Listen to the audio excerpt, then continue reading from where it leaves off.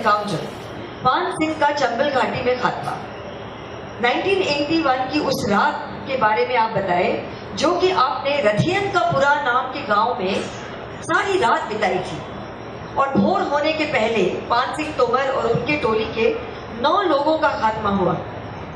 विजय जी, आपने एक बार कहा है, बहुत खूबसूरती से कहा है, the ingenuity of a policeman is to create the terror of death in the terrorist. क्या बात कह दी थी, उसके बारे में आप बताइए कि कैसे ये शुरू हुआ और कैसे उसका खात्मा हुआ उस एनकाउंटर का। तारीख 1 अक्टूबर 1981, समय करीब सुबह का 11 बजे। मुझे एक सिपाही आके बताता है कि साहब एक खास, हम लोग वहाँ पे मुखबिर बोलते हैं, जो इन्फॉर्मर हैं उनको लोकल लैंग्वेज में मुखबिर बोलते हैं, एक खास मुखबिर आपसे मिलना चाहते हैं। एक बात मैं आपको बताना चाहता हूँ, जिस तरह से पुलिस अधिकारीगण डकैतों के ऊपर नजर रखते हैं, उनके सलाहकारों के, उनके मददगारों के ऊपर निगाह रखते हैं, उसी तरह डकैत के लोग भी पुलिस अधीक्षक खास तौर पे उनके गतिविधियों पर आंखें रखे रहते हैं। तो मैं कभी भी खास इन्फॉर्मर को अपने निवास स्थान पे मिलता नहीं था। तो मैंने उस सिपाही को बोला कि उसको फलाने जगह पे लेके आओ, तो और मैं 1 घंटे में वहां पे पहुंचता हूँ। तो उन्होंने कहा ठीक है साहब। तो मैं, मेरे एडिशनल एसपी BL हांडा, जो अभी वो भी सेवानिवृत्त हुए हैं, और मेरे एक खास DSP YS गोरैया, जो स्वर्गीय हैं, जिनका देहांत हो चुका है, हम तीनों मिलके इस व्यक्ति से मिलने जाते हैं। हम अब एक और बात आपके ध्यान में मैं लाना चाहता हूं कि SP होने के हैसियत से मैं ये भी नहीं जानता था कि मेरे साथ के अधिकारीगण है, उसमें ठाकुर भी है, उसमें ब्राह्मण भी है, कौन कितना निष्ठावान है। तो ये जो कुछ खबरें होती है वो कभी कभी अपने पास ही रखना होता है, किसके साथ एनकाउंटर करने जा रहे हैं, क्या करने जा रहे हैं, उसका यदि पता भी लोगों को लग जाए, हो सकता है मेरा पूरा प्लान नहीं फेल हो जाए। तो हम जब गए, इनके इन्फॉर्मर से बात किया, तो उसने कहा साहब पान सिंह आया हुआ है, गांव में है, पान सिंह उसके गांव में है, और मैं उसका चाचा ने उसको भेजा है मेरे से मिलने के लिए, और ये बहाना करके आया हूं कि मैं गोश्त लेने के लिए बाजार जा रहा हूं। ये बात पिक्चर में दिखाया गया है। पान सिंह पिक्चर में ये दिखाया गया है, कोई गोश्त लेने गया है, वो गांव भी दिखाया गया है, वो पत्रकार भी दिखाया गया है जो पहले इसका इंटरव्यू लेते थे। ये सब सच्चाई है। तो उसने कहा कि साहब चाचा ने ये कहा है कि ये आज शाम को ये गैंग एक फलाने गांव में डकैती डालने जा रहे हैं, आप रिश्ते में इसको एम्बुश कर दीजिए। हमने सामान्यतः सिद्धांत ये है कि जो इन्फॉर्मर है उसके साथ चलना चाहिए अधिकारी, लेकिन मेरे लिए ये इन्फॉर्मर जो था वो 2-3 बार मुझे धोखा दे चुका था, गलत खबर दिया, गलत समय पे बताया, और सब झूठा नहीं। तो मैंने वो लड़के को वापस कर दिया, ठीक है हम कर लेंगे, हम तुम जगह बता देना कौन से गांव में जा रहे हैं, हम रास्ते में उसको एम्बुश कर देंगे। उसके जाने के बाद हम लोग तीनों ने मिलकर ये तय किया हम गांव को घेरेंगे। एक हमारे पुलिस डिपार्टमेंट में एक निर्देश था उन दिनों कि यदि आपको इंफॉर्मेशन मिलता है, खबर मिलती है कोई गैंग का, और उनके गैंग का संख्या भी पता चलता है, जब तक आपके पास उस गैंग से 10 गुना फोर्स ना हो, आप उस इंफॉर्मेशन पे रिएक्ट नहीं करेंगे। और जो हमें खबर थी वो 17 लोगों का था। तो इसका मतलब ये हुआ 170 सिपाही यदि जब तक मेरे पास ना हो मैं एनकाउंटर पे नहीं जा सकता। तो हम लोग ये सोच रहे थे कि कैसे करें। हमने सीमावर्ती जिलों से बात की तो वहाँ के भी एसपी साहब लोगों ने बताया कि हमारा ये प्रॉब्लम है, वो प्रॉब्लम है। तो मैं कहीं से भी सिपाही इकट्ठा नहीं कर पाया। इस बीच में एक मेरा कोतवाली का जो मेन पुलिस स्टेशन है जिले का, वहाँ का एक सब इंस्पेक्टर था जो शिवपुरी, जो भिंड से करीब 150 किलोमीटर दूरी का है, वो दूरी में है, वहाँ का रहने वाला। वो मेरे पीछे पड़ा हुआ था पिछले 2-3 दिन से कि साहब मेरे पिताजी की तबीयत बहुत खराब है और यदि आप अनुमति दें मैं एक बार उनका दर्शन करना चाहता हूँ। मैंने कुछ ना कुछ बहाना करके, अरे यार अभी ये प्रॉब्लम है, तुम चले जाओगे तो मुझे दिक्कत पड़ेगी, तो मैं उसको जाने नहीं दिया। अब यहाँ पे हम तीनों बैठ के ये समस्या में हैं कि हम 180 लोग कहाँ से इकट्ठा करें। इस बीच में मैंने देखा ये सब इंस्पेक्टर वर्मा दूर से मेरी तरफ आ रहा है, वो जरा मुंह लटका के आ रहा था, तो मैं खुद उठ के चला गया उसके पास, पूछा क्या हुआ वर्मा साहब? मेरे फादर की डेथ हो गई। अब देखिए हम 3 लोग बैठे हैं, एक गुरैया साहब, एक मिस्टर हांडा और मैं, बाकी दोनों उम्र में मेरे से बड़े, अनुभव से मेरे से ज्यादा अनुभव। मैं एक दक्षिण भारत का आया हूं और एक सब इंस्पेक्टर आके मेरे से कहता है, जो मेरे पीछे पिछले 2-3 दिन से मेरे पीछे पड़ा हुआ था, सब मुझे एक बार जाने दीजिए, मेरे पिताजी उनकी तबीयत बिल्कुल खराब है, मैं एक बार दर्शन करके आऊं। मैं उसको मना कर, मेरा उम्र करीब 30 साल का है।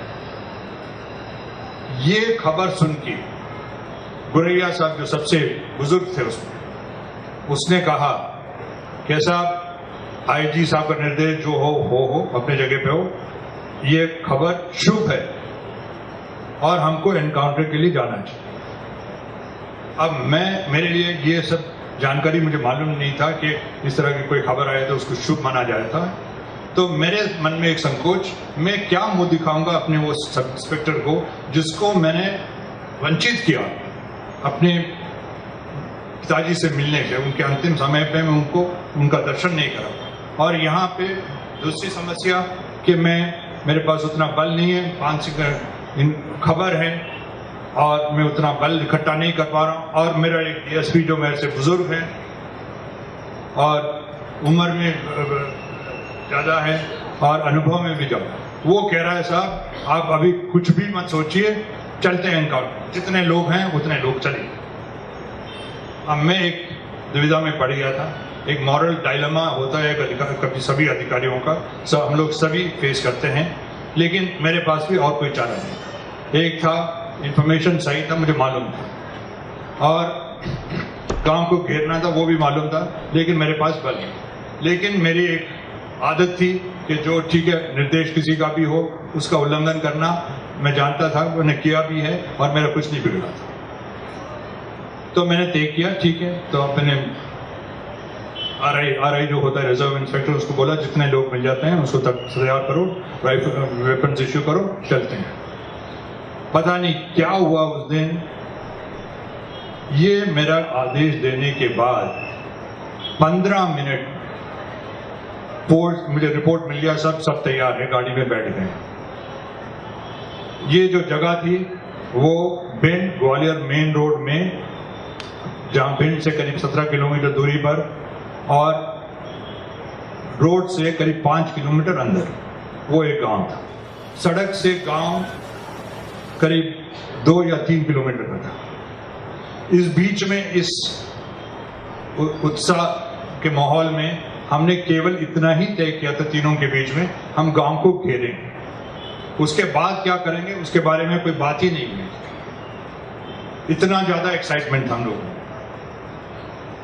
और अक्टूबर का महीना, सरसों का वो फूल सब लगे हुए थे, वो बीच में वो जो सड़क से और गांव के बीच में सरसों का खेती था।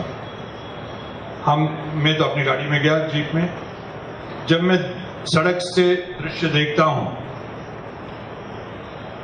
जो कोई भी शाम के समय कोई देहात इलाके में देखते हैं, उसी तरह का था।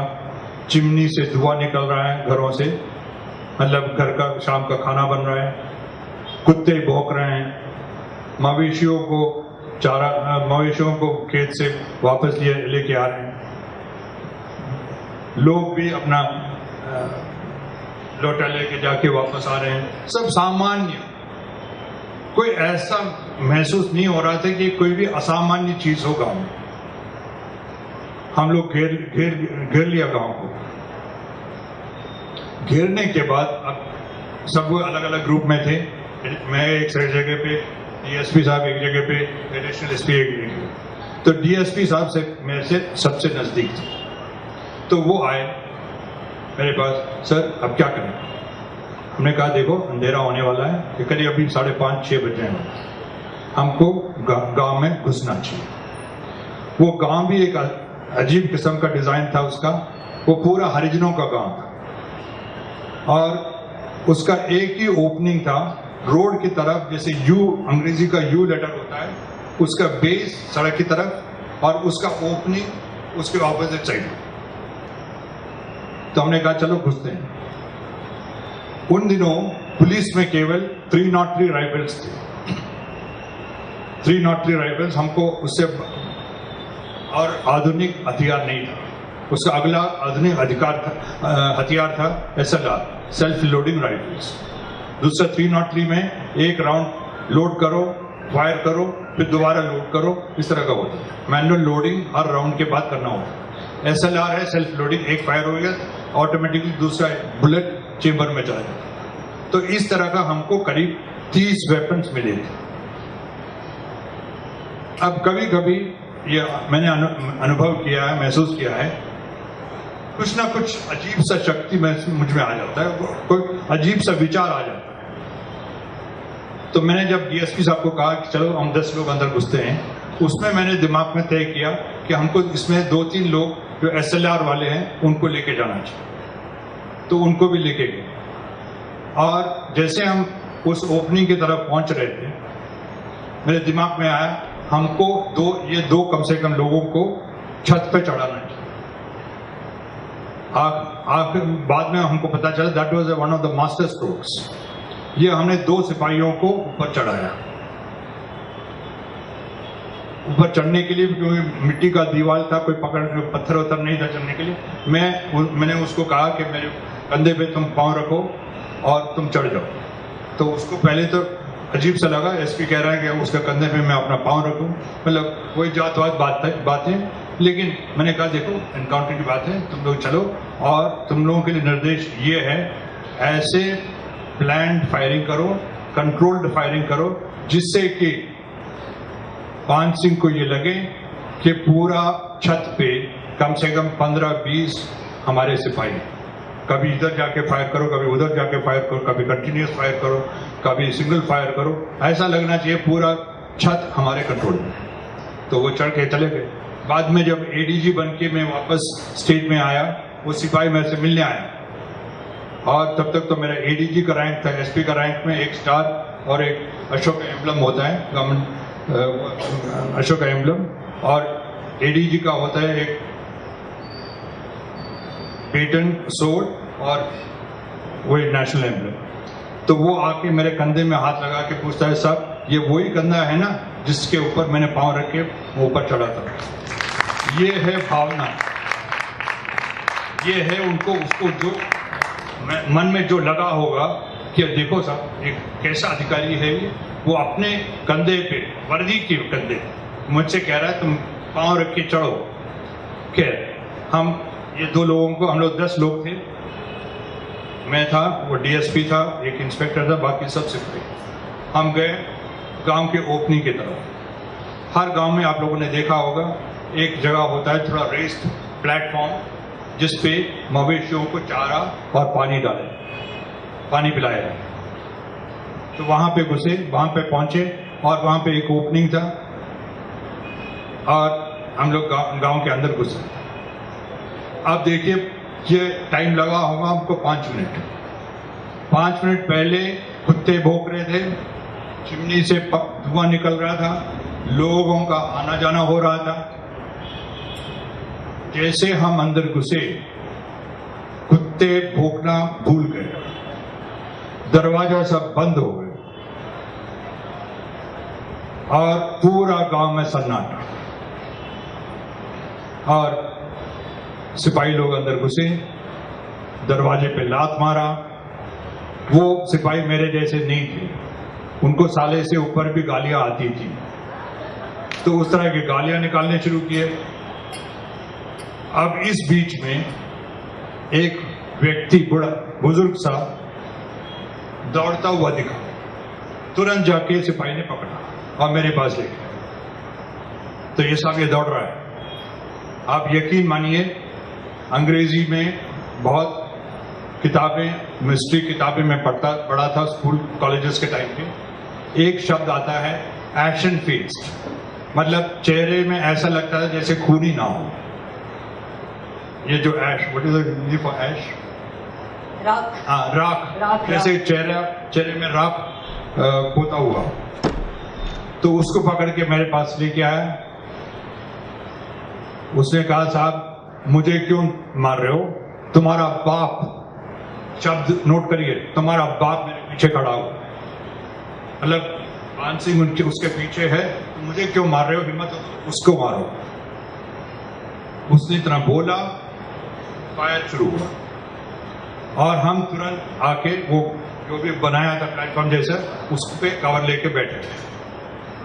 आप देखिए, मैं डीएसपी एक गुरैया, एक इंस्पेक्टर, बाकी 7 सिपाही वहां पे पोजीशन लिए। गोली गांव के अंदर से चल रही है। जो हमने प्लान किया था, मेरे बाकी ग्रुप को मालूम नहीं था। जो घेरे में पुलिस वाले खड़े थे एडिशनल एसपी के नेतृत्व में, उनको ये नहीं मालूम था कि हम गांव के अंदर घुसे। उन्होंने केवल ये सुना है एक गांव के अंदर से गोली है, केवल इस बात की प्रतीक कि डकैत अंदर है।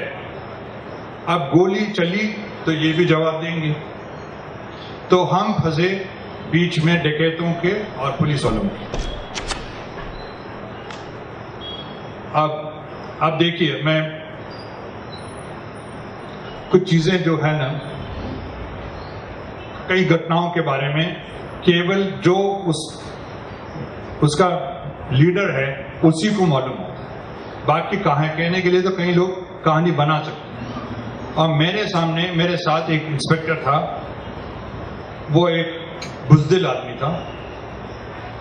वो कहने लगा, साहब कहाँ मरवा दिया आपने, अपना बचपना दिखा रहे हो, कल पेपर में निकलेगा। ये इतना शर्मनाक घटना मध्य प्रदेश पुलिस के इतिहास में कभी हुआ नहीं है। हम लोग वो 10 लोगों के साथ देखेंगे, ये देखेंगे, वो देखेंगे। मैं चुपचाप सुनता, बार बार कहता रहा कल पेपर में ये निकलेगा, हम सब अभी मारे जाएंगे। वो तो एक सिपाही, अब देखिए ध्यान देने योग्य, मैं कुछ नहीं बोल रहा हूं, मेरा डीएसपी कुछ नहीं बोल रहा है, एक इंस्पेक्टर बोल रहा है ये सब, और मेरा सिपाही कह रहा है, साहब यदि आप हम मर ही जाएंगे तो कहां से अखबार पढ़ोगे? और यदि आप अभी अगले बार एक और बार मुंह खोला, एसपी साहब यही है, वो भी सुन रहे हैं, मैं पहला गोली आपको मारूंगा। चुप, कर्नाटक। हकीकत में ये था कि हमको, मेरा पहला प्रायोरिटी ये था कि कैसे हम हमारे कॉर्डन जो है, पुलिस का कॉर्डन को ये खबर पहुंचा दे कि हम बीच में फंसे हुए हैं। यदि हम गोली चलाते तो डकैतों को मालूम पड़ता पुलिस वाले यहाँ पे, और पुलिस को भी जो घेरे में जो पुलिस वाले हैं उनको पता चलता हम लोग कहाँ पे, वो समझते हम डकैत हैं। तो टारगेटेड फायरिंग हमारे ऊपर डकैत भी कर सकते थे और पुलिस वाले भी कर सकते थे। तो लेकिन ये जो साथ थे गुरैया साहब, स्वर्गीय गुरैया साहब, बहुत ही मैच्योर आदमी था। उसने कहा, साहब पहला 1-2 घंटे जो एनकाउंटर में होता है उसका एडवांटेज डकैत को होता है, क्योंकि वो गिरा हुआ है, वो वहां से निकलना चाहता, वो ही इज डेस्परेट। तो वो टाइम हमको किसी ना किसी तरह निकालना चाहिए। तो जो भी हो रहा है होने दीजिए, हमारे लोग हैं वहां पे, हम वायरलेस पे खबर भी नहीं कर सकते। वो बात उनको मालूम है, मैं निकला हूं आपके पास, और हमारे लोगों को मालूम है कि हम लोग सब अंदर आए हुए हैं। धीरे धीरे सबको पता चला, और सही बात तो यही था, बाय वर्ड ऑफ माउथ सबको पूरे घेरे में, सब जो भी पुलिस वाले हैं उनको पता चली गया। एसपी साहब और हमारे डीएसपी साहब बीच में हैं, तो जरा कंट्रोल फायरिंग करना है, वेरी लाइक पिस्टल फायर करो, ऊपर की तरफ फायर करो, लेकिन गांव की तरफ कम करो। ठीक, 12 बजे तक लगातार गोलियां चली। मैं आपको एक और बात बता दूं, उन दिनों में सिगरेट पीता और आप टेंशन में ही पुलिस वाला ने सभी जो भी सिगरेट पीता है उसके लिए बहाना होता है, मेरा टेंशन में हूं। अब मेरा टेंशन वहां पे था, मुझे मालूम भी था ये, और मेरे पास सिगरेट भी था। ऐसा नहीं है मैं सिर्फ बिना सिगरेट के निकला था, और मैं टेंशन में भी, स्ट्रेस में भी था। बड़ी इच्छा हुई सिगरेट पीने की, अब वो भी नहीं कर सकता। फिर चलता रहा, गोली चलती रही।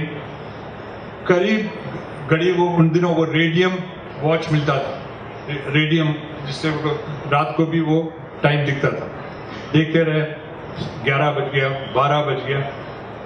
तो फिर 12 बजने के बाद उनकी तरफ से गोलियां चलना थोड़ा कम हो गया। दे वर परहैप्स अपना एम्युनिशन को बचा रहे थे, और हम तो गोली चला ही नहीं रहे थे। जो चल रहा था बाहर का कॉर्डन से और अंदर का डिकेट से। तो अब जैसे 12 बज गया, फिर हमारे डीएसपी साहब ने मुझे कहा, सर अभी हम लोग ने ये पार कर लिया, सबसे कठिन समय हमने निकाल लिया। अभी ये होंगे डेस्परेट, क्योंकि जैसे सूर्योदय होगा उससे पहले वो यहां से निकलना चाहेंगे, और सूर्योदय तक वो डेस्परेटली फायर करेंगे, हमारा कॉर्डन तोड़ने की कोशिश करेंगे। हमको अभी संयम बरतना। मैंने कहा बिल्कुल ठीक है, तो आपका अनुमान तो बिल्कुल सही है। और इसी बीच में पुलिस कॉर्डन से भी स्पोरेडिक फायरिंग, एलएमजी फायरिंग, ये सब शुरू हुआ। चलते रहे। अब इस बीच में क्या हुआ, मैं निकला था जहां मुझे 180 सिपाहियों को साथ जाना था, मेरे पास केवल 130 थे।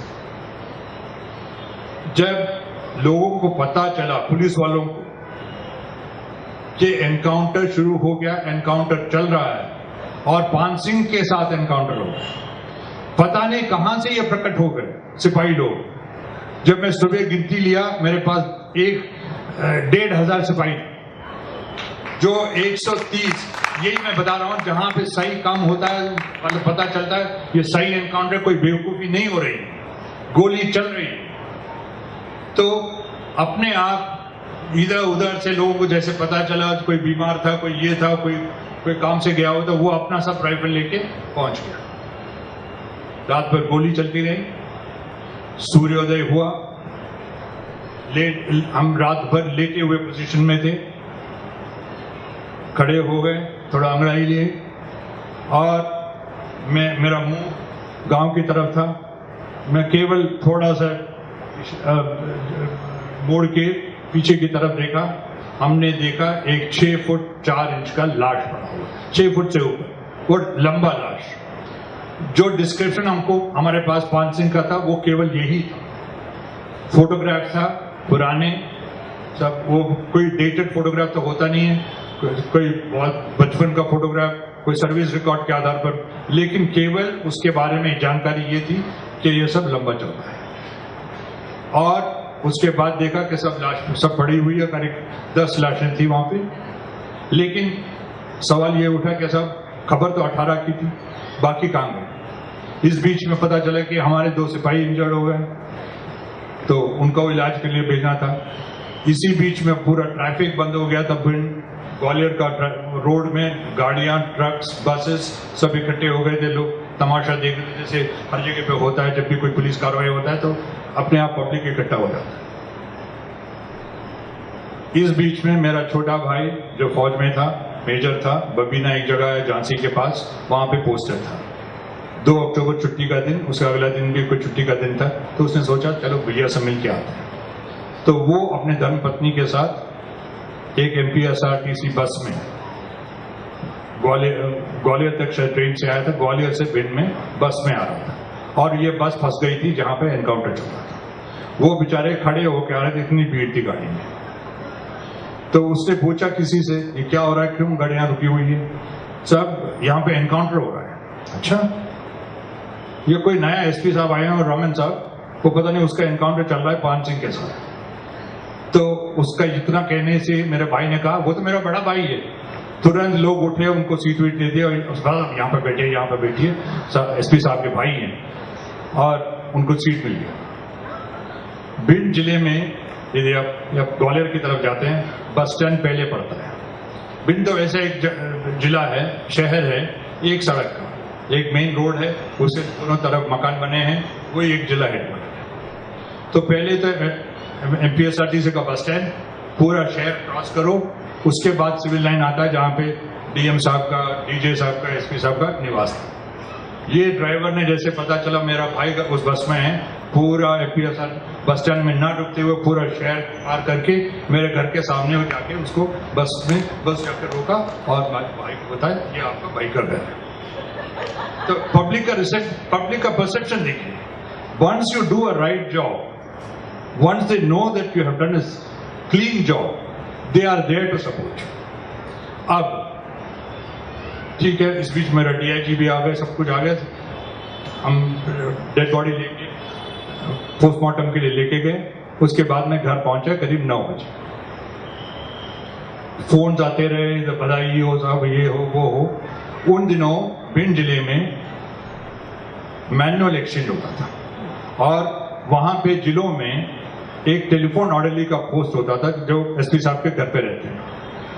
एक टेलीफोन था जो एक स्टैंड है और उसका एक लंबा कॉर्ड, जहां पे भी साहब बैठे हों वहां तक टेलीफोन पहुंच जाना चाहिए। तो टेलीफोन ऑर्डरली आया मेरे पास।